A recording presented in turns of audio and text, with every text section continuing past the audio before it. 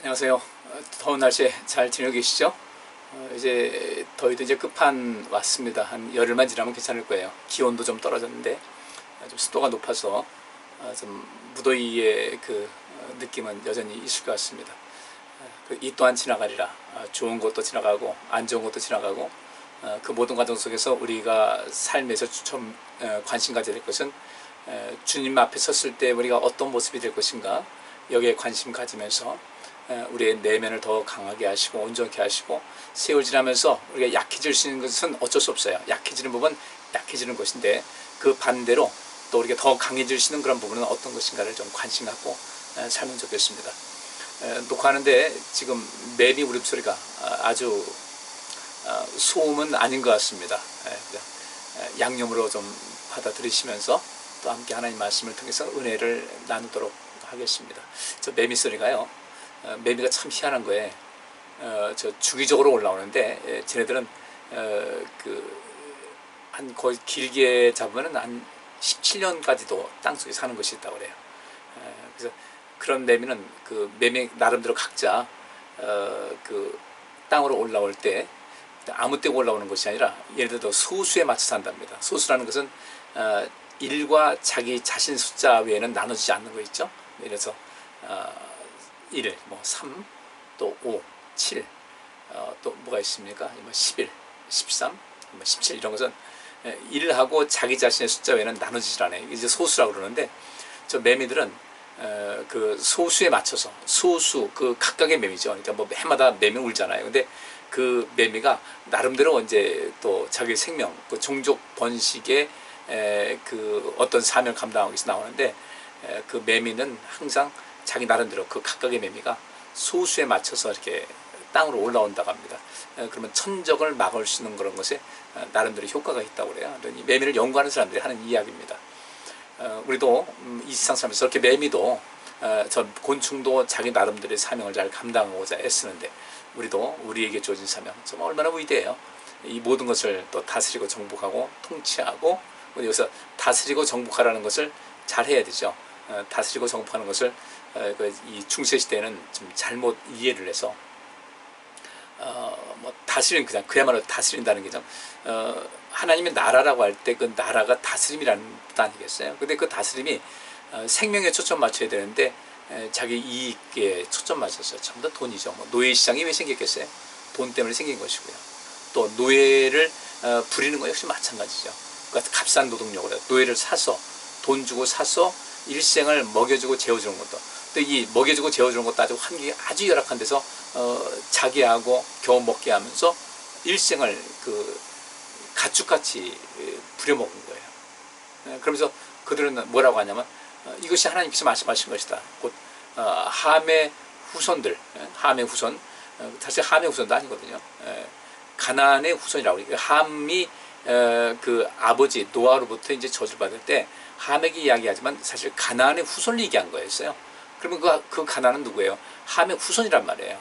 함의 후손, 그것도 함에 많은 그 후손들 자손이 있는데, 그 가나안 땅이 얼마나 여러분들 부패했습니까? 그래서 그렇게 하나님을 멀리하는 이런 모든 사람들에 대해서 하나님의 심판이 얘기되는 것이지, 그 뭐 함의 후손이라고 해서 또 뭐 가나안의 후손이라고 해서 다 심판받는 것은 아니거든요. 근데 이런 것을 사람들이 성경을 자의적으로 해석을 했어요. 그래가지고 흑인들은 마땅히 그 노예로 사는 것은 이미 성경에서 정해진 것이다. 그러면 그 흑인들도 함의 후손인데, 그 함은 또 노아의 아들 아니겠어요? 그러면 그 노아, 결국 그 후손들이 저주를 받는다는 것은 그들이 말하고 있는 노아를 또 욕되게 하는 거 아니겠어요? 근데 그렇게 깊이 생각을 하지 않아요. 깊이 생각하지 않는 이유는 왜 그런가? 결국 그 인간의 욕심 때문에 그렇습니다. 우리가 이런 세상을, 하나님께서 이 세상을 다스리고 정복하라는 것은 생명을 살리기 위해서, 그러니까 예수님께서 하신 말씀이죠. 한 손 마른 사람들, 그 예수님께서 안식일을 고쳐주시면서 이것을 반대하는 그런 사람들에게 들으라고 하신 말씀이에요. 안식일에 선을 행하는 것과 악을 행하는 것, 살리는 것과 죽이는 것, 어느 것이 옳으냐 말씀하셨잖아요. 우리는 항상 선을 행하고 살리는 것에 관심 가져야 되는데, 이 세상은 그렇지 않은 것 같아요. 그 악을 행하는 것을 자연스럽게 아무렇지도 않게 합니다. 그 다음에 또 죽이는 일을 사람을 죽인다고 해서 반드시 사람 생명 끊는 것뿐 아니라 그 외에도 뭐 사람을 뭐 낮은 자존감 속에 빠지게 하고 절망하게 하고 낙심하게 하고 이렇게 하는 경우가 많잖아요. 결국 그래서 그런 데 시달리다가 결국 극단적인 선택을 하는 사람도 많은데 우리는 절대로 이 세상을 바라볼 때 악을 행하고 죽이는 것에는 아주 정말 철저하게 멀리 하셔야 됩니다. 그리고 선을 행하는 것, 살리는 것을 해야 되는 거죠. 자, 오늘도 고린도 후서에 있는 말씀을 살피는데 이 말씀도 바로 그것이었어요. 바울은 목적이 선을 행하는 것과 살리는 것에 두었는데 이 고린도 교회를 시끄럽게 하는 사람들, 하나님을 열심히 자기는 나름대로 그러겠죠. 나는 우리 고린도 교회를 사랑하기 때문에 우리 교회를 위해서 이렇게 하는 것이다라고 하는데 실상을 보니까 살리는 것이 아니었어요. 선을 행하는 것이 아니었어요. 그들이 행하는 것은 악이었고 그들은 죽이는 일을 했던 거예요. 그래서 바울이 그토록 분노를 했던 거예요.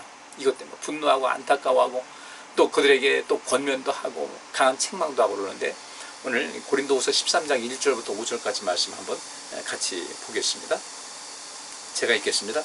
내가 이제 세 번째 너희에게 갈 터이니 두세 증인의 입으로 말마다 확정하리라. 내가 이미 말하였거니와 지금 떠나 있으나 두 번째 대면했을 때와 같이 전에 죄 지은 자들과 그 남은 모든 사람에게 미리 말하노니 내가 다시 가면 용서하지 아니하리라.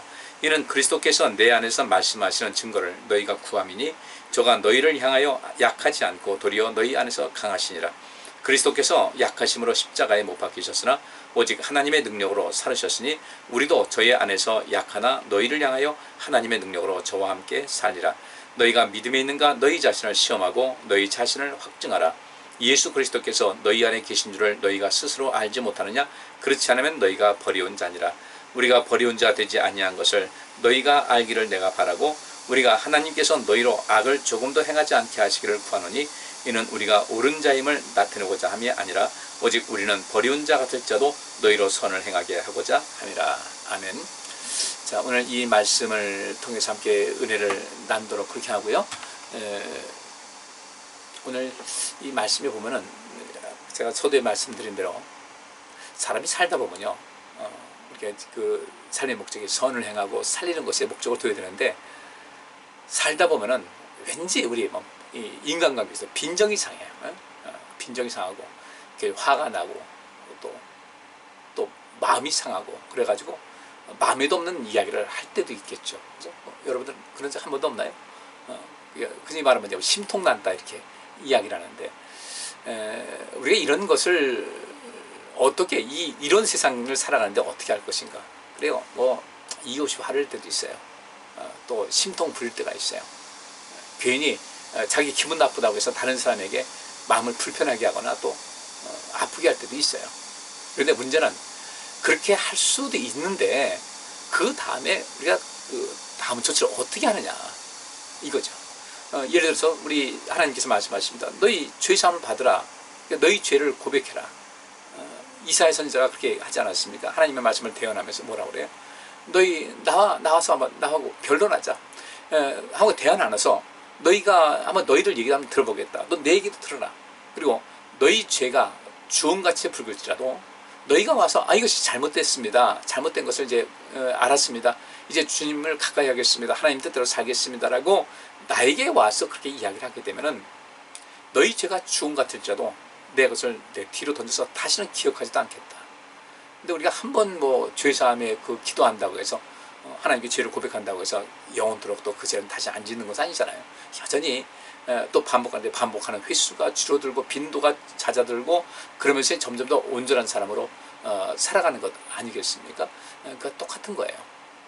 우리가 성경에도 그런 말씀이 있어요. 실족해 할 수는 없으나 실족해 하는 자는 화가 있다 그랬어요. 누군가를 실족해 하는 일이 없을 수는 없다는 거예요. 없을 수 없다. 아니, 실족해 하는 일이 있을 수가 있다. 누군지 사람을 실족해 하는 일이 있을 수 있다. 아마 근데 대부분 다 한 번 이상은 경험이 있을 거예요. 그런데 실족해 하는 일이 있을 수 있으나 실족해 하는 자는 화가 있을 것이다. 바꿔 말하면 누군가의 삶에 아픔을 줄 수가 있어요. 우리 하나님 마음 많이 아프게 하고 살잖아요.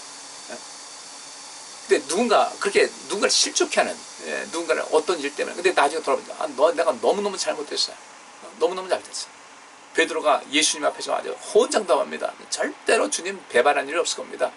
내가 죽음을 불사하고 주님 곁에 따르겠습니다 했는데, 나중 보니까 그렇게 자신만만했는데 그가 나중에 주님을 모른다고 했잖아요. 근데 주님 모른다고 했을 때, 나 이거 주님한테 자신만만하게 얘기했는데 내가 주님 모른다고 하면 안 되지라는 이 의식하면서 이게 난 모른다고 한 것이 아니라, 그러니까 어떤 본능적인, 자기 생명을 지키고자 하는 어떤 본능적인 속에서 모른다고 했던 거예요. 3번씩이라고도 그 강도를 높여가면서. 그런데 나중에 3번 그렇게 부인하고 나니까 이제 닭이 울었어요. 또 주님과 눈이 마주쳤어요.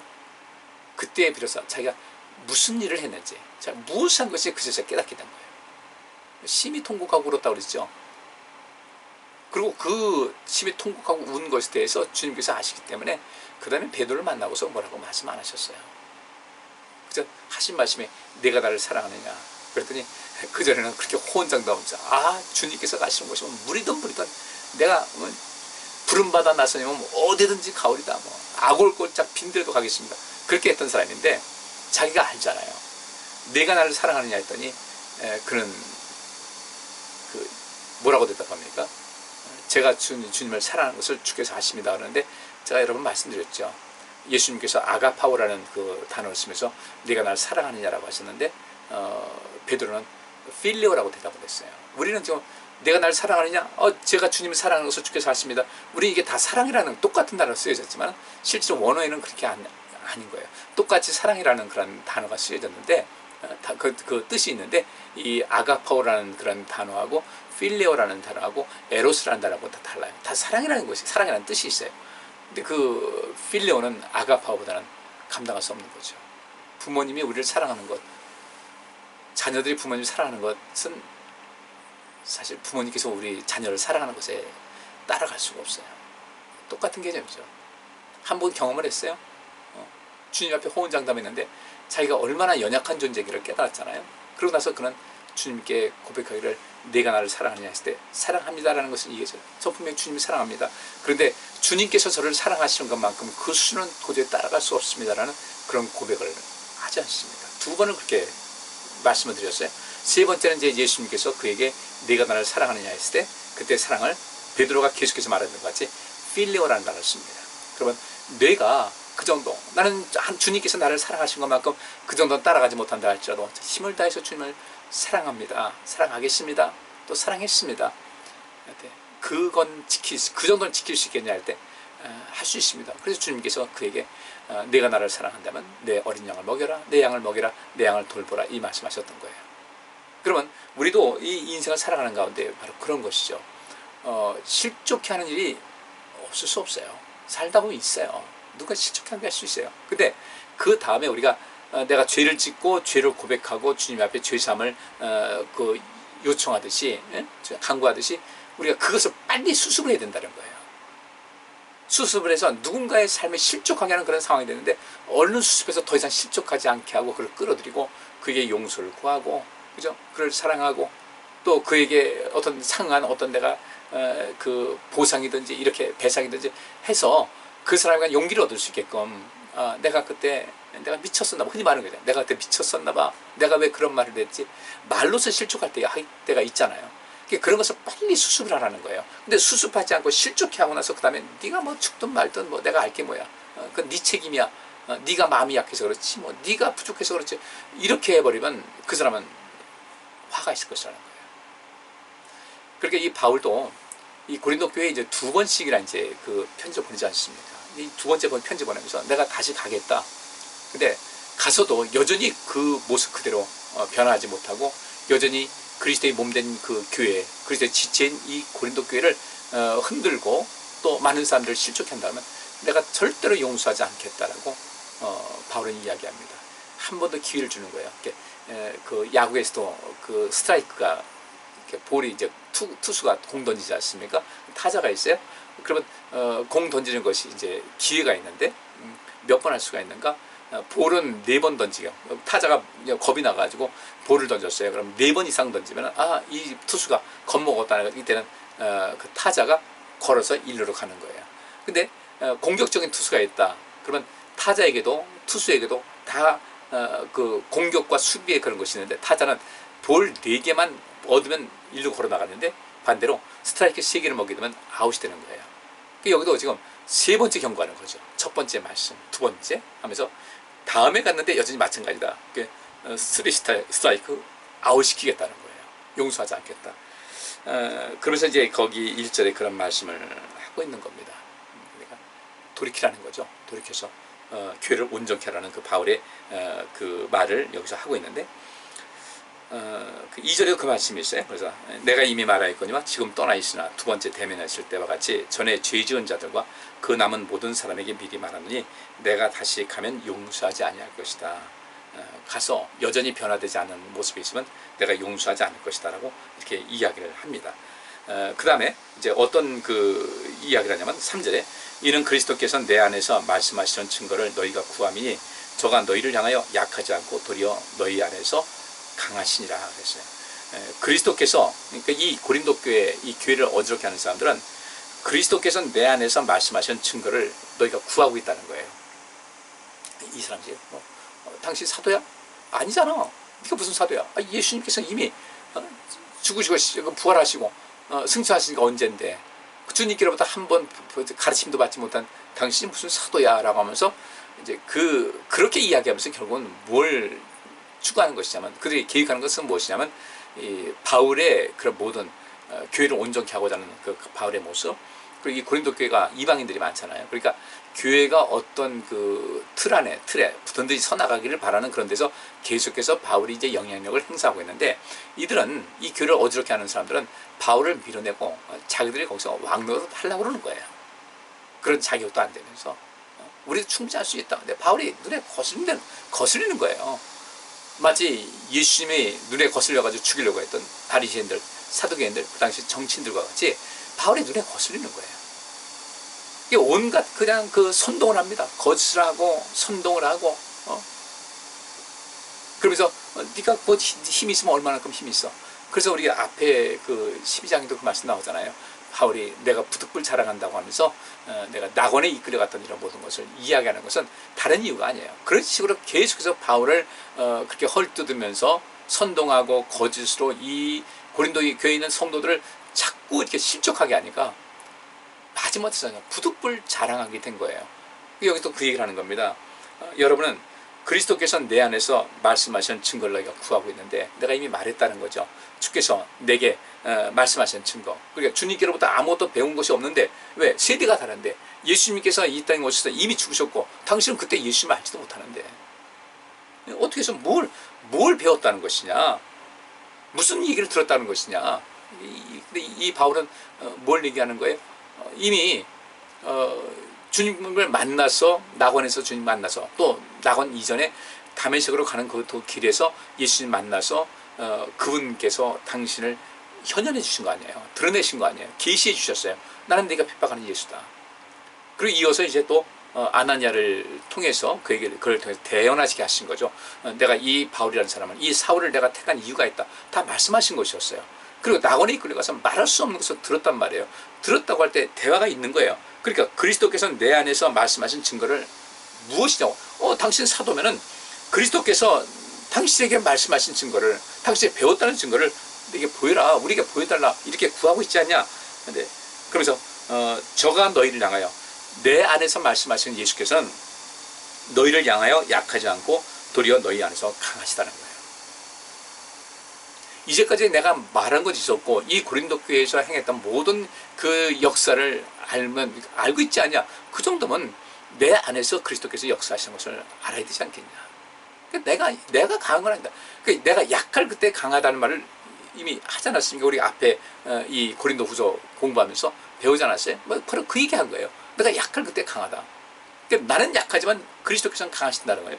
그리고 그리스도께서 내 안에서만 강한 것이 아니라 여러분 안에서도 강한 능력으로 나타나시니까 더 이상 이런 인간적인 생각으로 교회를 어지럽게 하고 여러분 스스로 하나님의 심판의 그 대상으로 들어가지 말고 바르게 모든 것을 해 나가자는 바울의 그 간절한 마음이 나와 있는 것이죠. 그래서 고린도후서 3장 1절에 바울은 이런 얘기를 했어요. 우리가 다시 자천하기를 시작하겠느냐. 우리가 어찌 어떤 사람처럼 천 것을 너희에게 붙이거나 혹 너희에게 맞거나 할 필요가 있느냐. 너희가 우리의 편지라 우리 마음이 쏟고 무슨 사람이 알고 있는 바라. 너희는 우리로 말미암아 나타난 그리스도의 편지니 이는 멍으로 쓴 것이 아니요 오직 살아계신 하나님의 영으로 한 것이며 또 돌비에 쓴 것이 아니라 오직 육에 신비에 한 것이라. 그러니까 바울이 이 고린도 교회에서 행한 일이 굉장히 많거든요. 그것만 가지고도 충분한데 이 사람들은 그 말을 믿지를 않았던 거예요. 그러니까 그리스도께서는 너희를 향하여 절대 약한 분이 아니다. 너희 안에서 강하게 역사하신 분이다. 그러니까 나는 그리스도의 그 인도하심을 따라서 그분의 또 부르심과 보내심 받아서 일을 하고 있는데 이런 것을 알지 못하고 계속해서 교회를 어지럽게 한다는 것은 그리스도를 무시하고 함부한다는 거죠. 근데 그분은 어떤 것이냐? 여러분에서 강하게 역사하신 분이신데 계속해서 이렇게 하다 보면 결국 그리스도께서 하나님께서 여러분들 그냥 복음만 계시지 않을 것이다라는 이런 경고의 이야기를 하고 있는 것이죠. 그 4절 말씀 보면 그리스도께서 약하심으로 십자가에 못 박히셨으나 오직 하나님의 능력으로 살으셨으니 우리도 저희 안에서 약하나 너희를 향하여 하나님의 능력으로 저와 함께 살 것이다. 그러니까 바울은 여기서 계속해서 이야기해요. 그리스도께서 약하심으로 십자가에 못 박히셨다. 그렇죠? 예수님께서 십자가에 못 박히실 때를 보면은 아마 예수님을 십자가에 못 박는 사람들은 아마 기고만장했을 거예요. 아우, 저 인간 아주 대단한, 그동안 우리가 너무 지나치게 무서워했어. 별것도 아닌데 그냥 괜히 우리가 겁먹고 그랬잖아. 이렇게 쉽게 끝날 걸. 예수님께 십자가에 못 박히시니까 이렇게 쉬운 거를 우리는 또 우리가 저 예수라는 사람을 붙잡으면 그냥 하늘에서 뭐 벼락이 떨어지고 굉장한 일이 일어날 줄 알았는데 그것도 아니었잖아. 아이 괜히 겁먹고 그냥 괜히 이렇게 시간 끌고 괜히 고생했네 이렇게 생각했던 거예요. 근데 예수님께서는 그 때가 있었죠. 결국 십자가에 못 박혀 죽으시고 당신의 몸과 피를 다 우리를 위해서 주심을 통해서 이 세상을 구원하시기 위한 것이니까 예수님의 그 죽으심은 필연이에요. 이 땅에서 목적이었어요. 근데 이들은 그걸 알지 못하는 거죠. 그러니까 이들에게도 그리스도께서 약하심으로 십자가에 못 박히셨다. 그리스도께서 십자가에 못 박힌 것이 약해서 그 못 박힌 거로 생각하십니까? 그렇지 않다는 거예요. 여러분들이 생각하는 대로 그리스도께서 약해서 십자가에 못 박혔다고 할지라도 그분은 하나님의 능력으로 다시 살으셨다는 거죠. 따라서 우리도 저희 안에서 약하나 너희를 향하여 하나님 능력으로 저와 함께 살다. 그리스도께서 육신을 입고 계셨기 때문에 또 그 오신 목적이 세상을 구원하시기 위한 제물로 드려지기 위해서 이 땅에 오셨고 죽으신 것인데 사람들 볼 때는 그리스도께서 약하심으로 십자가에 못 박힌 것으로 볼 수도 있다. 사실은 그것은 아니지만 마찬가지로 여러분들이 나를 볼 때 바울이 하는 얘기입니다. 여러분이 나를 볼 때 굉장히 약해 보이니까 계속해서 나를 가지고 이렇게 시비를 걸고 또 모함을 하고 선동을 하고 내가 약해 보이니까 그렇게 지금 분명히 하고 있는데 우리도 예수님께서 약해 보인 것 같이 여러분 안에서 약한 존재를 인식될지 모르지만 우리는 여러분을 향해서 하나님의 능력으로 그리스도께서 살아나신 것 같이 우리가 살 것이다. 여러분이 볼 때는 우리가 약해 보인다 할지라도 하나님의 능력 때문에 우리는 결코 약해지지 않고 강하게 살아날 것이다. 우리는 주 안에서 반드시 승리할 것이다 라는 것을 말씀하고 있어요. 여러분들 이 말씀을 좀 보시면서 우리도 그렇게 이런 담대함을 가지셔야 돼요. 여러분들 절대 약해지지 마세요. 약한 마음 갖지 마세요. 믿음과 희망과 사랑은 항상 있을 것이라고 했잖아요. 지난 주일도 잠깐 오후 예배, 저녁 예배 시간 말씀드렸는데 믿음도 항상 있어야 되고 희망도 함께 있어야 되는데 우리 속에서 자꾸 희망이 사라지거든요. 이 코로나가 길어져요. 이거 언제까지? 희망 가지세요. 희망 가지시고 이거 별것 아니다라고 생각하세요. 별것 아니다. 그리고 지금 이 코로나가 쉽게 말하면 우리가 뭐 독감으로 사람들이 많이 죽는 거를 우리는 잘 모르잖아요. 근데 많이 죽어요. 미국은 한 해 독감으로 8만 명이 죽는다고 해요. 왜 이렇게 그런 나라에서 왜 이렇게 죽지? 그 나라는 일단 공기가 좋잖아요. 제가 미국에 이렇게 몇 번 갔는데 거기서 한국 교포들을 만나요. 때로는 아주 굉장히 먼데 이래서 LA에 제가 그 비행기 내려서 거기서 주로 이제 지내고 있는데 머리 한번 갈 때가 있어요. 차로 한 이틀 정도 가가지고 멀리 떨어지면 거기 아주 그냥 시골 지역에 시골인데 거기서 가끔씩 그 한국 사람 만날 때가 있어요. 이민 온 사람들이죠. 참 반가워요. 근데 그분들 저를 보면은 이렇게 외진데서 어떻게 한국 사람이 있나? 그럼 보면 이제 와서 슬그머니 이제 말을 붙여요. 그럼 이제 먼저 영어로 이제 하죠. 그러면 한국에서 왔다 이제 그렇게 얘기를 하면 그분이 이제 얘기를 하죠. 여행 오셨습니까? 뭐 어디 여기 사십니까? 물어보는데 그분들 한 얘기가 여기 오니까 너무 공기가 너무 좋다. 항상 봐도 제가 공기가 좋아요. 너무 좋아요. 또 건조하니까 땀도 별로 안 나죠. 와이셔츠를 입어도 이 때가 잘 안 타는 거예요. 공기 좋지. 또 이렇게 습하지 않지 하니까 이래서 참 좋다. 뭐 거기도 사람 사는 곳이니까 그것은 좋지만 또 힘든 것은 다 있더라고요. 어디든 다 있는 건데 그러니까 그런 모든 이 삶의 속에서 산다 할지라도 그것도 사람의 약한 부분이 있어요. 그러니까 우리가 예를 들어서 희망이 있다. 어떤 희망을 가지고 살아간다. 근데 내가 희망이 없이 절망 가져요. 절망이 있어. 사람들이 그 외국으로 이민 가는 것도 희망 가지고 가지 않겠습니까? 미국 가는 사람은 희망 가지고 갈 거예요. 거기면 더 잘 살 것이다. 근데 거기라고도 절망할 이런 요건이 없겠어요? 그들은 거긴 그거 좋다고 하지만 또 힘든 부분이 분명히 있을 거라는 거예요. 그럼에도 불구하고 우리는 끊임없이 희망을 갖고 살아야 돼요. 절망은 좀 내려놓으셔야 돼요. 자꾸 이게 절망하는 마음 좀 사단이 그렇게 해요. 이 코로나가 이렇게 된다. 그러니까 미국에 8만 명이 한 해에 독감으로 죽는다? 왜 그럴까? 공기 좋으니까. 마스크를 안 써요. 제 딸이 지금도 이제 백신 모더나를 맞았어요. 맞았는데 지금 고민이 또 델타 변이가 있으니까 마스크를 쓰는 것이 좋긴 좋겠는데 지금 사람들이 이제 미국에는 많이 백신 맞고 이렇게 하니까 파이자하고 모더나 이제 그걸로 맞는 거죠. 그게 마스크 벗고 다니는데 마스크는 좀 쓰고 싶은데 어떻게 될지 모르니까. 근데 마스크를 쓰면은 사람들이 이상한 눈치를 본다는 거죠. 저 왜 몸이 안 좋으면 집에 있지 왜 바깥으로 나오는 거야? 이런 거예요. 문화가 그만큼 다른 거죠. 이 코로나 역시 마찬가지죠. 미국에서 그 독감 때문에 1년에 8만 명이 죽는다면 굉장히 많이 죽는 거거든요. 근데 이제 그 코로나 처음에 이것이 오니까 뭐 우왕좌왕하느라고 훨씬 더 많이 죽긴 죽었어요. 근데 이제는 독감으로 목숨을 잃는 사람들도 그 정도 수준으로 아니면 그 이하로 떨어진 거죠.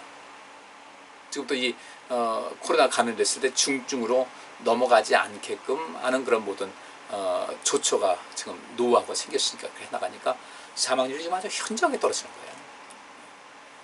근데 이게 너무 이제 이걸 가지고 국민적으로 국제니까 이러면서 또 뭐 재난지원금 준다 뭐 이렇게 하니까 뭔지 모르겠어요.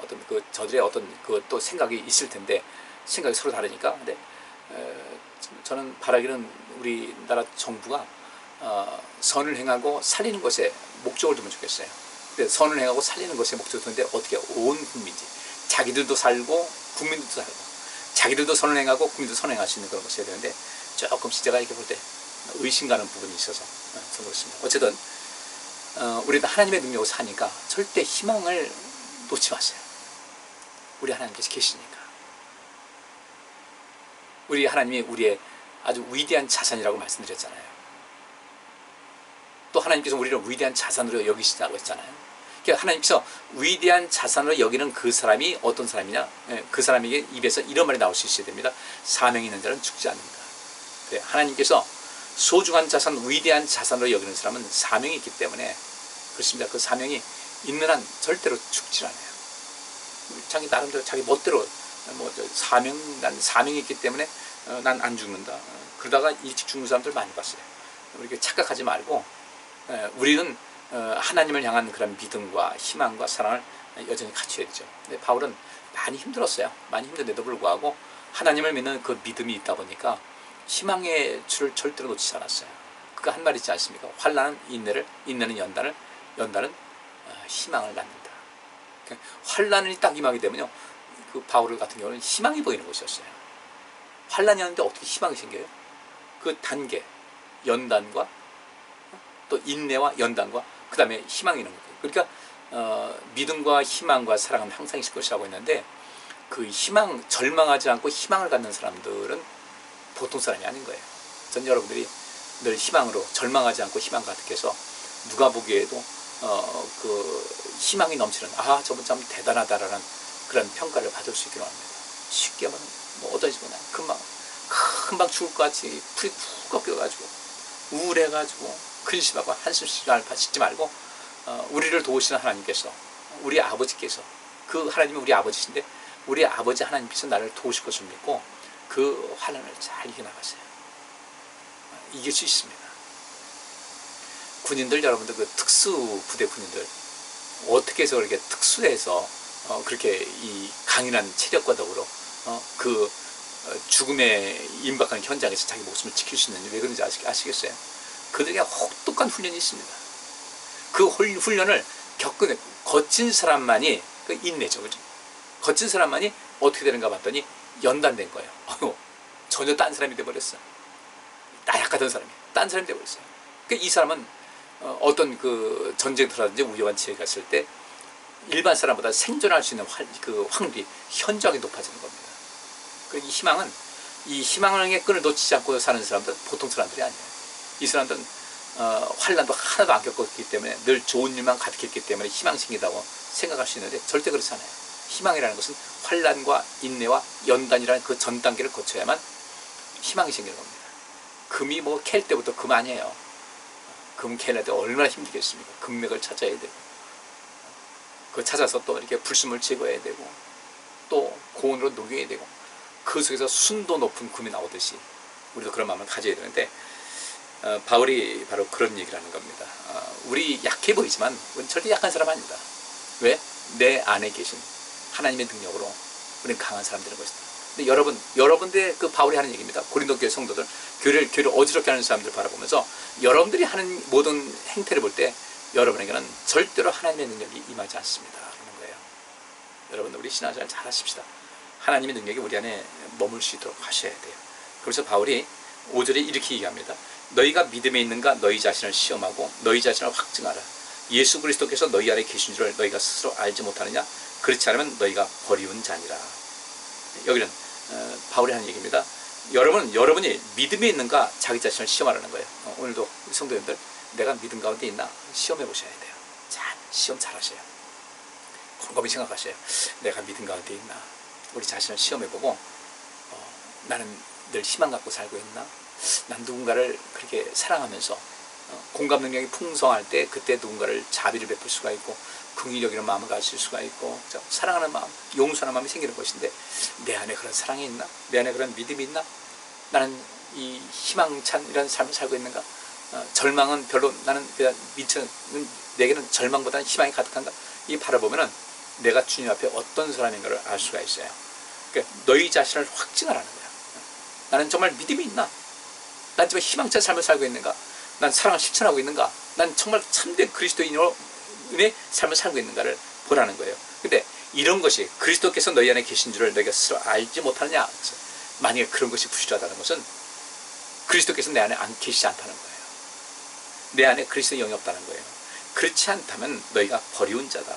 버리다는 것은 거절되고 가치 없고 하나님께 버림받은 사람이라는 겁니다.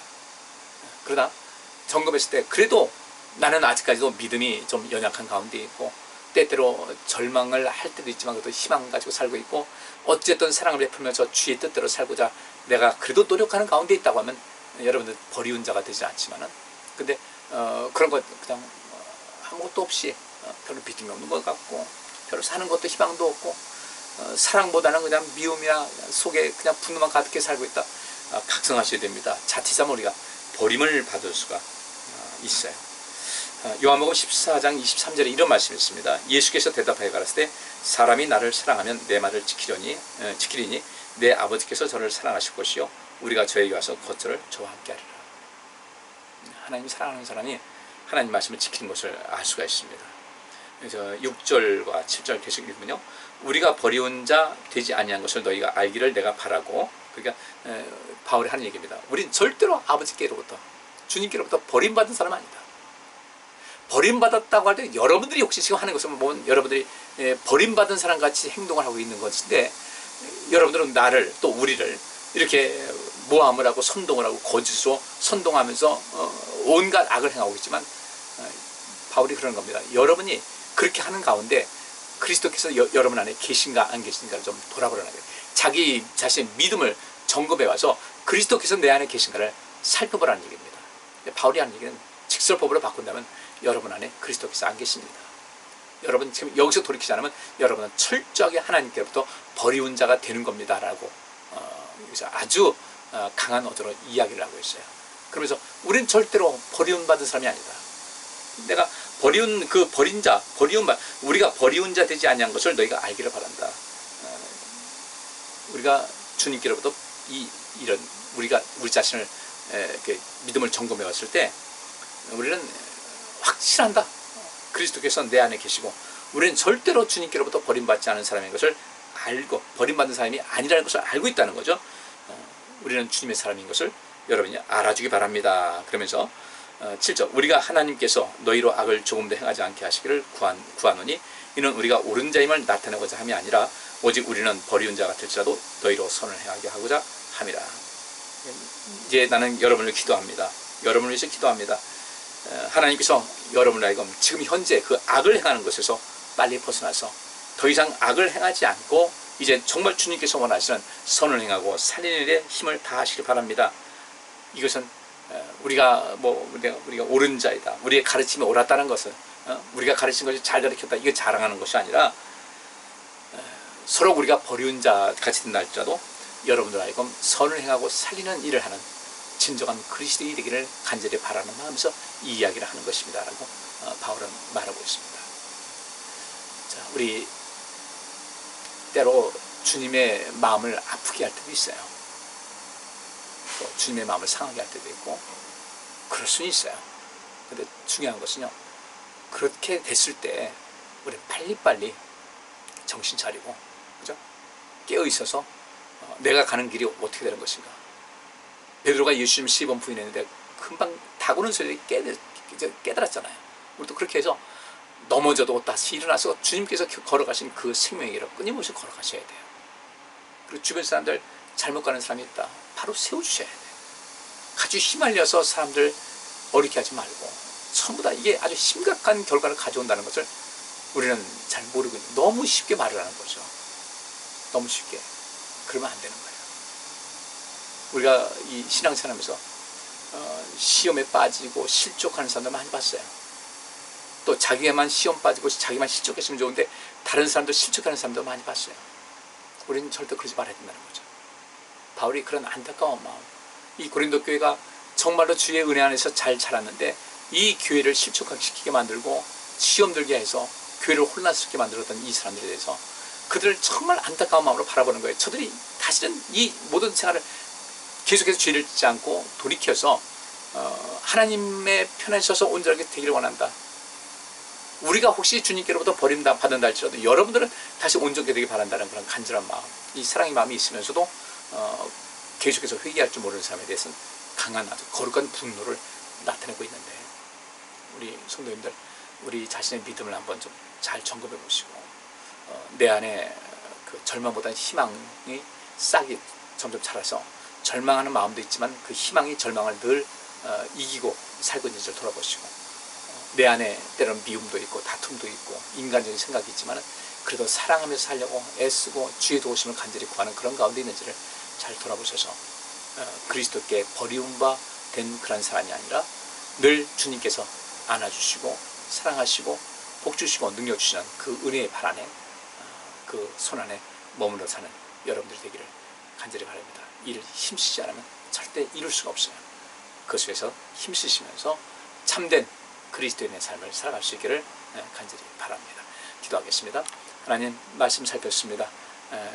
주님 안에서 우리가 온전함을 누려 우리 주님께로부터 사랑받고 또 복 얻는 이런 인생, 좀 우리 자신 믿음을 확증하고 또 내 자신을 돌아봐서 나는 정말 주께서 원하시고 기뻐하시는 그리스도인의 삶을 살아가고 있는지를 잘 살펴보면서 온전함을 이루고 또 그 온전함으로 많은 사람을 살리고 많은 사람들을 또 그 선한 길로 인도할 수 있는 저희들의 삶이 되게 하여 주옵소서. 오늘도 함께 하시면 감사합니다. 예수 그리스도 이름으로 기도합니다. 아멘. 편안한 밤 되시고 또 은혜가 넘치는 여러분의 삶이 계속해서 이어질 수 있기를 간절히 바랍니다. 감사합니다.